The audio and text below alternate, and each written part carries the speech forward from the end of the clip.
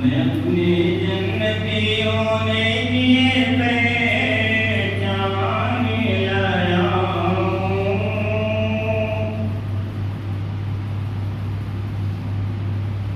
لائق صدر کرام،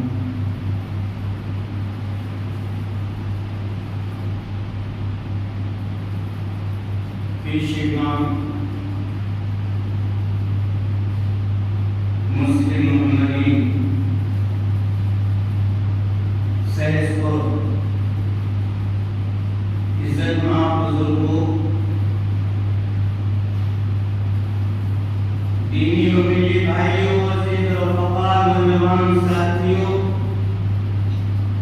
پیارے بچوں، بھائیوں، اسلامی پردہ نشین ماں و بہنوں، اللہ رب العزت کا احسان و کرم ہے، اس کے لیے حمد ہے، تعریف ہے، بڑائی ہے کہ اس نے ہمیں اور آپ کو انسان بنایا اور اپنی عبادت کے لیے چنا.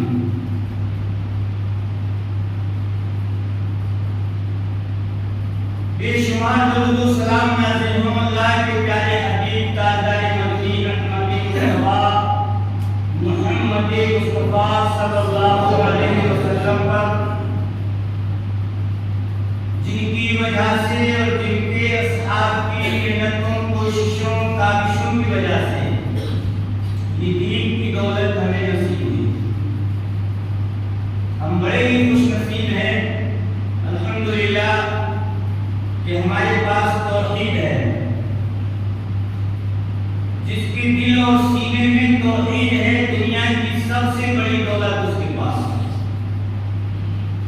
اور جو توحید سے محروم کر دیا گیا، وہ سمجھ لے کہ نہایت ہی بدقسمت ہے. اور توحید کی روح نماز ہے. جیسے جسم کی باڈی میں ریڑھ کی ہڈی ہے، اگر اس کا ایک ٹکڑا کہیں سے مسٹیک ہو جائے، فالٹ ہو جائے، تو پوری باڈی اور پورا انسان کا جسم بیکار. ایسے ہی نماز کے بغیر توحید بیکار. آدمی اپنے آپ کو مباحث کہے، توحید پرست کہے اور نماز کا تارک ہو، وہ صحیح معنی میں یہ جان لے کہ وہ توحید پرست نہیں ہے. میں نے ابھی خطبہ مسنونہ کے بعد قرآن کریم کی 27ویں پارے سے سورہ ذاریات کی 2 آیتیں اور اس کے بعد 28ویں پارے سے سورہ تحریم کی 1 آیت تلاوت کی ہے. انہی آیات کی روشنی میں اللہ کے پیارے نبی جناب محمد رسول اللہ صلی اللہ علیہ وسلم کی زبان مبارک سے لکھے ہوئے الفاظ، جن کو احادیث کہتے ہیں، تو بہت ہی جامع حدیثیں میں نے آپ کے سامنے پڑھی ہیں. انہی آیات اور حدیث کی روشنی میں چند منٹس آپ سے میں گفتگو کروں گا. اللہ سے دعا ہے کہ اللہ مجھے حق بات کہنے کی، ہم سبوں کو حق باتیں سننے کی، اور اس کے بعد ہم سبوں کو عمل پیدا ہونے کی توفیق نصیب فرمائے. دیکھیے اللہ سبحانہ و تعالیٰ نے پارہ نمبر 27 میں سورہ ذاریات کے اندر ایک بہت ہی پیاری بات کی. ہم غور کریں، ہماری مائیں بہنیں سن رہی ہیں، خواتین اسلام وہ بھی غور سے سنیں. وَذَكِّرْ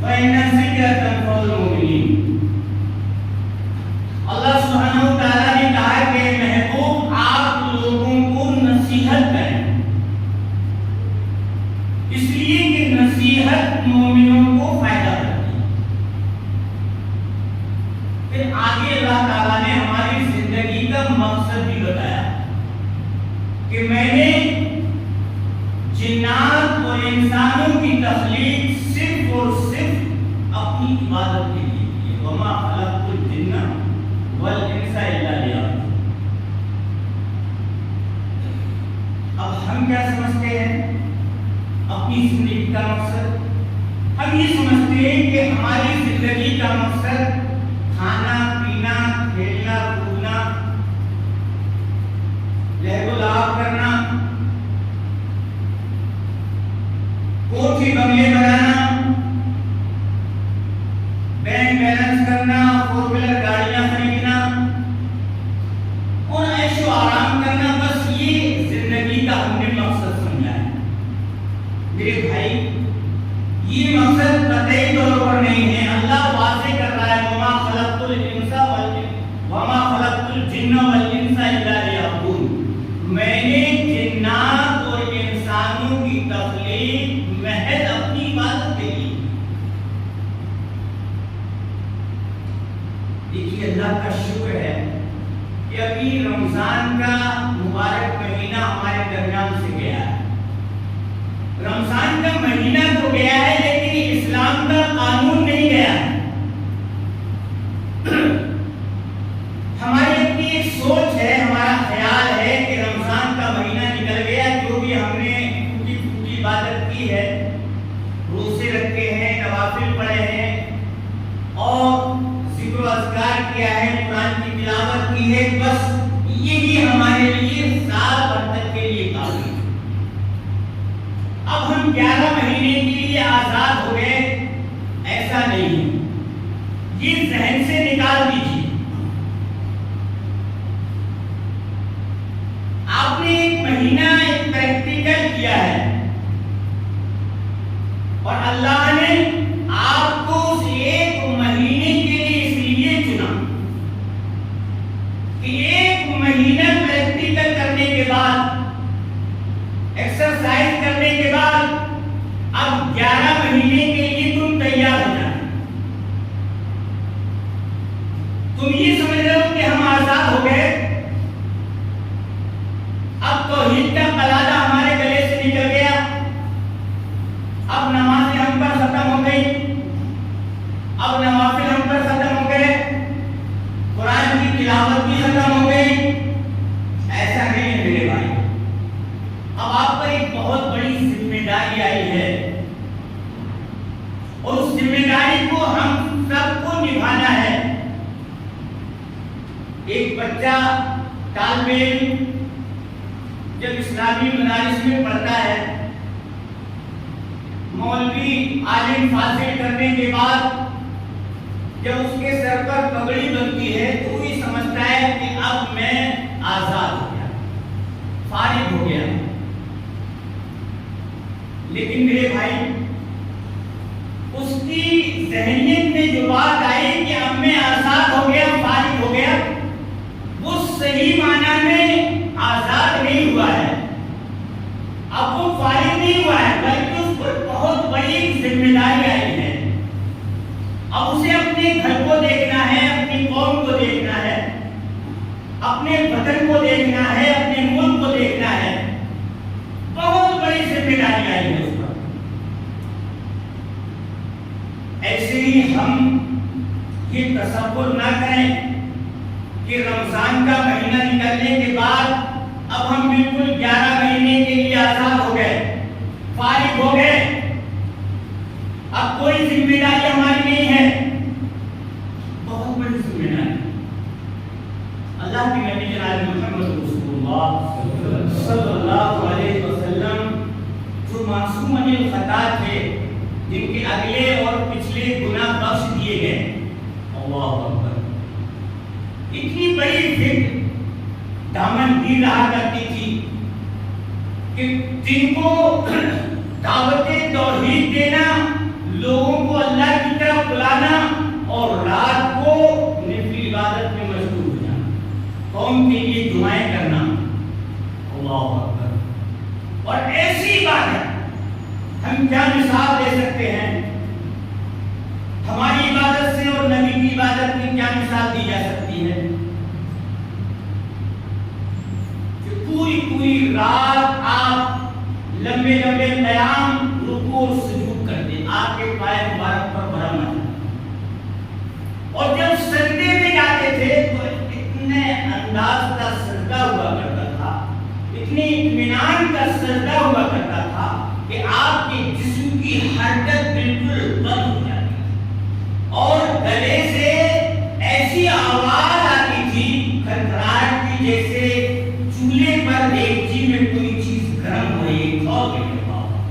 اور مائی عائشہ رضی اللہ عنہا ام المؤمنین کہتی ہے کہ ایک دفعہ اللہ کے رسول سجدے میں گئے تو میں نے دیکھا کہ آپ کا یہ حال تھا کہ میں یہ سمجھی کہ شاید اللہ کے پیارے نبی، میرے پیارے سرکار سجدے کی حالت میں اللہ کو پیارا۔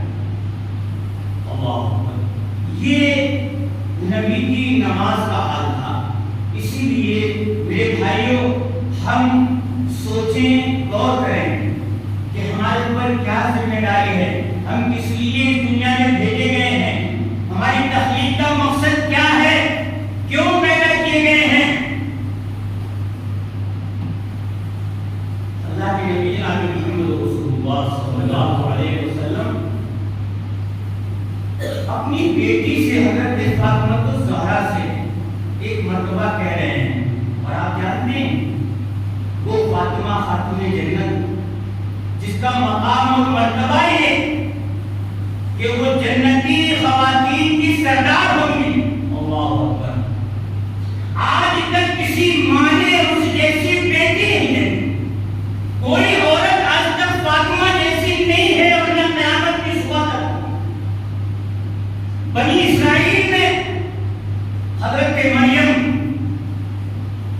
اور اللہ کے نبی کے عہد مبارک میں، اور آج تک اور قیامت کی صبح تک حضرت فاطمہ جیسی کوئی عورت نہیں، کسی ماں نے ایسی بیٹی نہیں جنی۔ اللہ اکبر، اتنی پاک عصمت، پاک باز، تقویٰ حج والی خاتون، لیکن اس کے لیے بھی اللہ کے رسول جناب محمد رسول اللہ صلی اللہ علیہ وسلم کیا وصیت کر رہے ہیں؟ واللہ لا ادری وانا رسول اللہ ما یفعل بی ولا بکم، خدا کی قسم اے فاطمہ، میں اللہ کا رسول ہوں اور یقیناً میں اس کا رسول ہوں، مجھے اس بات پر کوئی فخر نہیں ہے، لیکن بیٹی تم یہ مت سمجھنا کہ میرا باپ نبی ہے، پیغمبر ہے، کل قیامت میں میرے کام آئے گا۔ اے میری پیاری بیٹی، تو اچھے اعمال کر کے اس دنیا سے جانا، اچھے اعمال کر کے اپنے رب سے ملاقات کرنا، اس لیے کہ قیامت کے دن کوئی کسی کا پرسان حال نہیں ہوگا۔ واللہ لا ادری وانا رسول اللہ ما یفعل بی ولا بکم، اللہ کی قسم کھا کر کہہ رہے ہیں کہ اے بیٹی، میں اللہ کا رسول ہوں اور یقیناً اللہ کا رسول ہوں، مجھے اس بات پر فخر نہیں ہے، لیکن میں تجھے نصیحت کر رہا ہوں کہ اچھے اعمال کر کے اللہ سے ملاقات کرنا، اس لیے کہ مجھے بھی معلوم نہیں ہے کہ اللہ میرے ساتھ کیا معاملہ فرمائے گا اور تمہارے ساتھ کیا معاملہ فرمائے گا۔ اللہ اکبر، یہ حال تھا نبی کا۔ اور جس وقت سورہ تحریم کی یہ آیت جو آپ کے سامنے ابھی پڑھی گئی، یا ایھا الذین آمنوا قوا انفسکم واہلیکم نارا، جب اس کا نزول ہوا مسجد نبوی کے اندر شمع رسالت کے پروانے، توحید کے متوالے جمع ہیں، بیٹھے ہوئے ہیں، آپ نے اشارہ کیا قریب ہو جاؤ۔ صحابہ بڑے مہذب تھے، بڑے باادب تھے، نبی کی صحبت ملی تھی۔ اللہ اکبر، جب نبی کا اشارہ ہوتا تو ایسے بیٹھ جاتے جیسے ان کے سروں پر پرندے بیٹھے ہوتے، اور بہت ہی دھیان سے، غور سے کان لگا کر کے نبی کی بات کو سنتے کہ پتہ نہیں کون سا حکم نازل ہوا آسمان سے اور کون سی بات اللہ کے نبی ہم سے کہنے والے ہیں۔ آپ نے اس آیت کی تلاوت یا ایھا الذین آمنوا قوا انفسکم واہلیکم نارا وقودها الناس والحجارہ علیہا ملائکۃ غلاظ شداد لا یعصون اللہ ما امرهم ویفعلون ما یؤمرون. کہ مومنوں بچاؤ اپنی جانوں کو، اپنے اہل و عیال کو، اپنے بیوی بچوں کو جہنم کی اس آگ سے جس کا ایندھن انسان اور پتھر ہے، اور اس جہنم پر ایسے سخت گیر بدبودار فرشتے متعین ہیں. اللہ کے رسول نے فرمایا کہ جہنمی کو جب وہ جہنمی فرشتہ کوڑا مارے گا تو ہزاروں سال اس کی شدت کی وجہ سے، اس کی تکلیف کی وجہ سے چیخے گا، چلائے گا، جبکہ 50,000 سال کا ایک دن ہوگا. علامات اللہ ہمارے ایمان کی حفاظت فرمائے، اللہ ہماری حفاظت فرمائے، جہنم اور جہنم کی آگ سے ہماری حفاظت فرمائے. ایسے ایسے بدبودار فرشتے ہیں. اللہ کے نبی نے فرمایا کہ میرے پیارے صحابہ، اگر ایک فرشتہ آسمان دنیا سے جھانک کر دیکھ لے تو اس کے بدبو کی وجہ سے ساری دنیا مسموم ہو جائے، مر جائے. اور وہ فرشتے ایسے ہیں جو اپنے رب کا حکم مانتے ہیں، اس کی نافرمانی نہیں کرتے، جو اللہ حکم کرتا ہے اس کو وہی کرتے ہیں. جب آپ نے اس آیت کی وضاحت فرمائی اور کہا کہ میرے پیارے صحابہ جہنم کی ایک وہ آگ ہے جس کو فرشتوں نے 3000 سال تک سلگایا ہے. 3000 سال 1000 سال تک جب پہلی نشست میں، پہلی میٹنگ میں سلگایا تو اس کا رنگ سرخ ہو گیا، اور دوبارہ جب 1000 سال تک سلگایا تو اس کا رنگ سفید ہو گیا، اور جب دوبارہ 1000 برس تک سلگایا تو اس کا رنگ سیاہ ہو گیا. اس کے شعلے بجھتے ہیں، اس کی چنگاریاں کسی کو دکھتی نہیں ہیں، بڑے بڑے ستونوں میں گھیر کر پت رکھی گئی.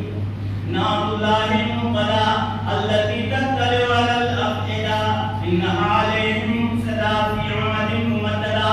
وہ اللہ کے پاس سلگائی ہوئی ایسی آگ ہے جو نافرمانوں کے، بے نمازیوں کے دلوں پر چلتی چلی جائے گی. اس لیے اللہ کی نافرمانی سے بچو، نماز پابندی کے ساتھ ادا کرو. اللہ کے نبی نے فرمایا جعلت قرۃ عینی فی الصلاۃ. اے میرے پیارے صحابہ، نماز میری آنکھوں کی ٹھنڈک ہے، نماز میری آنکھوں کی ٹھنڈک ہے. اس حدیث سے بات واضح ہوتی ہے کہ جو مسلمان، جو مومن، جو مومنہ، جو مرد عورتیں نماز پڑھتی ہیں، جن پر نماز فرض ہے اور پڑھتے ہیں، وہ اللہ کے نبی سے محبت رکھتے ہیں اور آپ کی آنکھوں کو ٹھنڈک پہنچاتے ہیں. اور جو تارک الصلاۃ ہیں، موحد ہونے کے باوجود، مسلمان کہلانے کے باوجود، مومن کہلانے کے باوجود جو نماز چھوڑ دیتے ہیں، نمازوں کی پرواہ نہیں کرتے، وہ یہ جانتے کہ وہ اللہ اور اس کے رسول کی بغاوت کر رہے ہیں، وہ اسلام کے دشمن ہیں، وہ اللہ کے رسول کی آنکھوں کو ٹھنڈک نہیں پہنچا رہے ہیں بلکہ آپ کو دکھ پہنچا رہے ہیں. اس لیے میرے بھائیوں، نمازوں کو وقت متعینہ پر، جیسا کہ اللہ سبحانہ وتعالیٰ نے قرآن کریم کے اندر ارشاد فرمایا کہ الصلاۃ کانت علی المؤمنین کتابا موقوتا، بے شک میں نے مومنوں پر نماز کو مقررہ اوقات میں فرض کیا ہے. اس لیے رب والی نمازیں پڑھو. اگر رب کو راضی کرنا ہے، جنت کو حاصل کرنا ہے اور جہنم سے نجات پانا ہے، تو رب کو راضی کرنے کے لیے وقت متعینہ پر حی علی الصلاۃ، حی علی الفلاح جیسی کانوں سے یہ آواز ٹکرائے، فوراً اپنا کاروبار چھوڑ دو. جنگل میں ہو، کھیت میں ہو، کھلیان میں ہو، جہاں کہیں پر بھی ہو، جب یہ آواز تمہارے کانوں سے ٹکرائے حی علی الصلاۃ، حی علی الفلاح، تو فوراً وہیں پر پانی سے وضو کرو. اگر پانی نہیں ہے تو صاف مٹی پر ہاتھ مارو، جھاڑ دو، چہرے پر ہاتھ پر تیمم کر کے نماز پڑھو. نماز کسی حالت میں معاف نہیں ہے، جہاں پر بھی ہو. آج ہم نماز کیسی پڑھتے ہیں؟ پڑھ لیتے ہیں اور جو من میں آتی ہے نہیں پڑھتے. یہ منمانی نمازیں یہ نمازیں نہیں ہیں, یہ چہروں پر مار دی جاتی ہیں. اللہ کے نبی جناب محمد رسول اللہ صلی اللہ علیہ وسلم نے جب اس آیت کریمہ کی وضاحت فرمائی تو صحابہ کے دور میں ایک نوجوان حبشی بھی بیٹھا ہوا تھا مسجد نبوی کے اندر. اللہ کا کلام سن کر, نبی کا فرمان سن کر, اس آیت کی وضاحت سن کر کے اس کا دل کانپ گیا, جس پر لرزہ طاری ہو گیا, جسم کے اونٹے کھڑے ہو گئے, آنکھوں سے اشک طاری ہو گئے اور کشی طاری ہو گئی, اور وہیں مسجد نبوی کے اندر ایک دم کشتا کر لیٹ گئے. ایک اللہ سبحانہ وتعالیٰ نے جبریل امین کو بھیجا, کہا کہ جاؤ جبرائیل ابن محبوب سے معلوم کرو کیا بات ہے. جبرائیل آ گئے, یا رسول اللہ, اللہ کا آپ پر سلام, کیا بات ہے, یہ کون نوجوان ہے, یہ کیسا آدمی ہے, کیا ہوا اسے. اللہ کے نبی نے فرمایا جبریل امین یہ ایک نوجوان حبشی ہے, اللہ کا ذکر سننے کے بعد اس کا دل پارا پارا ہو گیا, اس کے جسم پر لرزہ طاری ہو گیا, اس کے جسم کے رونگٹے کھڑے ہو گئے, اسے کشی آ گئی. اللہ کے خوف کی وجہ سے یہ ڈر گیا, جہنم کے عذابات اور اس کی کیفیات سن کر کے اس پر ایسی رقت طاری ہوئی کہ بے ہوش ہو کر زمین پر رکھ گیا. جبرائیل نے فرمایا یا رسول اللہ, اللہ نے مجھے اسی بات کے لیے بھیجا ہے, ایسے لوگوں کو مستثنا دیجیے, خوشخبری دے دیجیے کہ جن کے دل اللہ کے خوف کی وجہ سے لرز جاتے ہیں, اس کا کلام سن کر کے جس کے جسموں پر رونگٹے کھڑے ہو جاتے ہیں, جس پر لرزہ طاری ہو جاتا ہے, اللہ کہتا ہے کہ جس بندے اور بندی کی آنکھ سے میرے خوف کی وجہ سے میرا کلام سن کر کے, میرے نبی کا فرمان سن کر کے لرزہ طاری ہو گیا اور رو پڑا, مجھے قسم ہے اپنی کبریائی کی کہ قیامت کے دن وہ جہنم میں نہیں ڈالا جائے گا, جہنم کی آگ اسے نہیں چھو سکتی. من ذکر اللہ ففاضت عیناہ من خشیۃ اللہ حتی یصیب الارض من دموعہ لم یعذب یوم القیامہ. جس نے اللہ کو یاد کیا اور یاد کرنے کے بعد, چاہے وہ نماز کی صورت میں ہو, چاہے وہ قرآن کی تلاوت کی صورت میں ہو, چاہے وہ ذکر و اذکار اور تسبیح و تحلیل کی صورت میں ہو, کسی بھی طریقے سے اللہ کو یاد کیا اور یاد کرنے کے بعد اس کی آنکھ سے گرم گرم دو آنسو گر گئے, ایک آنسو کا قطرہ گر گیا, جہنم کی آگ کو بجھانے کے لیے کوئی آنسو کا قطرہ کافی ہے, اس پر جہنم کی آگ حرام کر دی جاتی ہے. میرے بھائی, دنیا کی آگ جو 69 حصے جہنم کی آگ جس سے تیز ہے, 70واں حصہ یعنی ایک حصہ یہ دنیا کی آگ جس کی کیفیت یہ ہے کہ جب گھر میں آگ لگتی ہے, کسی مکان میں آگ لگتی ہے اور بچے بڑے سو رہے ہوتے ہیں تو ماں باپ چیخو پکار کرتے ہیں اور جلدی سے اپنی جان کی پرواہ نہیں کرتے, انہیں یقین ہے کہ آگ کا کام ہے جلانا. یہ بچے جو سو رہے ہیں, یہ بیٹے اور بیٹیاں جو سو رہے ہیں, یہ سارے کے سارے جل جائیں گے, گھر کا سامان خاکستر ہو جائے گا. وہ جلدی جلدی اپنی جان کی پرواہ نہ کرتے ہوئے اپنے بچوں کو اٹھاتے ہیں, کوئی ہاتھ پکڑتا ہے, کوئی پیر پکڑ کر کھچڑتا ہے, کوئی کپڑے پکڑ کر کھچڑتا ہے. یقین ہے کہ یہ آگ انہیں جلا دے گی, اور حقیقت میں آگ کا کام ہے جلانا, اور صرف ایک حصہ 69واں اور 69 حصے زیادہ جو آگ تیز ہے, جو بھڑک رہی ہے, جس کے شعلے کبھی بجھتے نہیں, جس کی چنگاریاں کبھی دکھتی نہیں ہیں. اللہ اکبر, جو صبح شام پیش کی جائے گی نافرمانوں پر, جن دلوں پر چلتی چلی جائے گی, اس آگ سے بچانے کے لیے کسی ماں اور باپ کو کوئی فکر نہیں ہے. جوان بیٹا سو رہا ہے, جوان بیٹی سو رہی ہے, جوان بھائی سو رہا ہے, خود تو نماز پڑھ جاتا ہے مسجد میں, لیکن بیٹے کو نہ آتے وقت اٹھاتا ہے نہ جاتے وقت اٹھاتا ہے. ہماری کیسی فکر ہے, ہمارا کیسا تقویٰ ہے, ہم کہاں سو رہے ہیں؟ کون سی غفلت کی نیند میں پڑے ہوئے ہیں؟ ہمیں سوچنا چاہیے۔ اللہ کے پیارے نبی جناب محمد رسول اللہ صلی اللہ علیہ وسلم ایک جنگ سے واپس آ رہے، رات کا وقت ہے، آپ نے قیام فرمایا، صحابہ نے اپنے اپنے سہنے لگا دیے۔ آپ نے دیکھا کہ ایک صحرا نشین خاتون ہے، اس کے پاس ایک چھوٹا سا بچہ ہے اور وہ چولہے پر دیگچی میں کوئی چیز گرم کر رہی ہے، پکا رہی ہے۔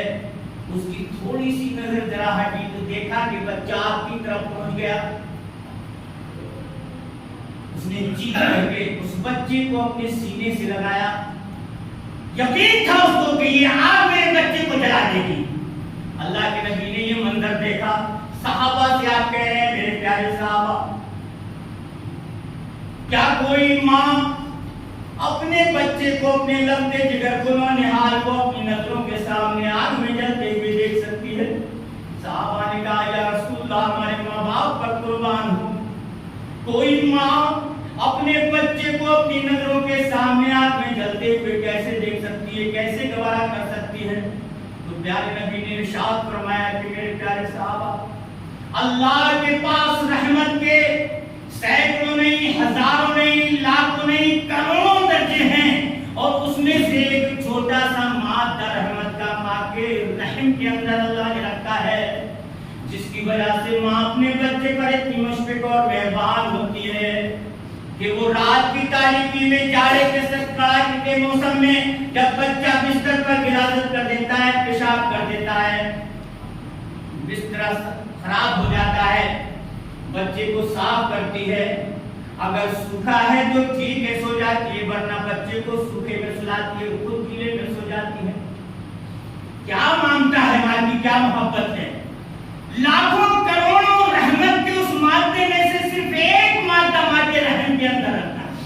تو اللہ کے نبی نے فرمایا کہ میرے پیارے صحابہ، جب ایک ماں اپنے بچے کو اپنی نظروں کے سامنے، اپنی آنکھوں کے سامنے آگ میں جلتے ہوئے گوارا نہیں کر سکتی، نہیں دیکھ سکتی، وہ اللہ ماں سے لاکھوں کروڑوں اربوں خربوں ذرے زیادہ مشفق اور مہربان ہے۔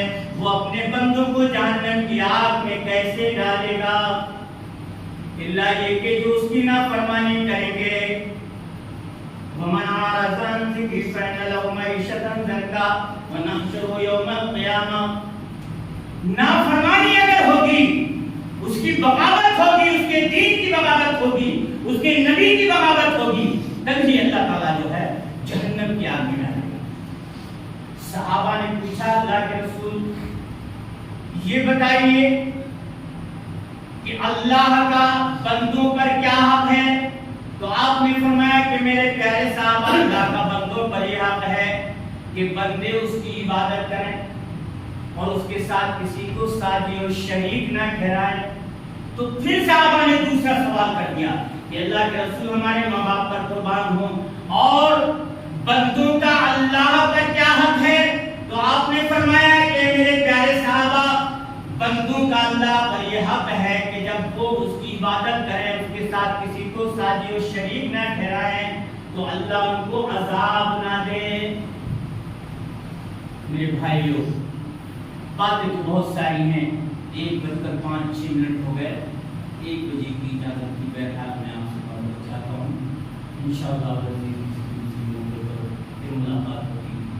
تو ویسے تو آپ سب کچھ سنی چکی الحمدللہ، تو جو کچھ بھی اس وقت میں نے اس خطبے میں کہا ہے، میں اللہ سے دعا کرتا ہوں اس مسجد محمدی کے اندر کہ اللہ سبحانہ و تعالیٰ پہلے اس وائس کو، خطیب کو، اس کے بعد ہمارے سامعین کو، مسلیان کو، سامعات کو، جو بھی ہماری بہن بہنیں اپنے گھروں پر یہ اللہ اس کے رسول کی بات سن رہی ہیں یا سن رہے ہیں، سب کو اللہ نیک عمل کرنے کی توفیق نصیب فرمائے اور نمازوں کو پابندی کے ساتھ ادا کرنے کی اللہ توفیق نصیب فرمائے، اور ہمارے دلوں پر جو زنگ آ چکی ہے شرک اور بدعت کی رسومات کی، اللہ اس زنگ کو دور فرما دے اور شرک و بدعت اور رسومات سے ہماری حفاظت فرما دے، ہمارے ایمان کی حفاظت فرما دے، اللہ توحید کی حفاظت فرما دے۔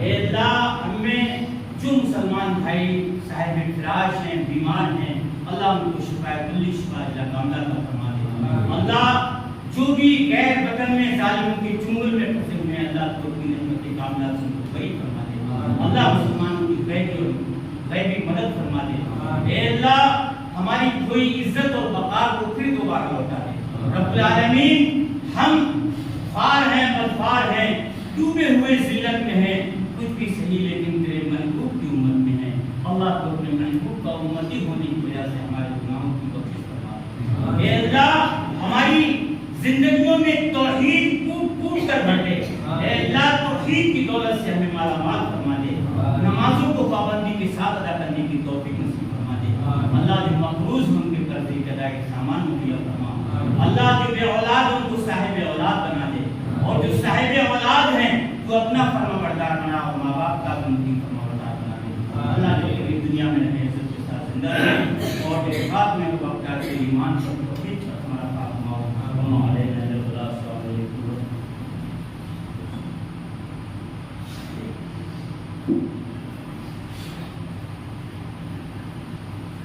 الحمدللہ